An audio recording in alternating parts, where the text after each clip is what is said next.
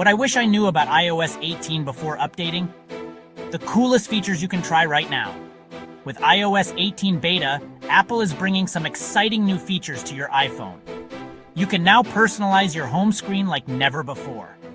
Think customizable widgets and app icons. Plus, your lock screen gets an upgrade with new shortcuts and widgets for quick access. Communication just got better too. Messages now let you send text later and come with fun new effects. And FaceTime? Say hello to SharePlay. Now you can watch movies or listen to music with friends while on a call. But wait, there's more. The Health app has new updates, and Safari is redesigned to prioritize your privacy. Remember, it's a beta, so expect some bugs. Best to install it on a secondary device. But if you're curious about the future of iPhone, iOS 18 beta is your sneak peek into a more personalized and intuitive mobile experience.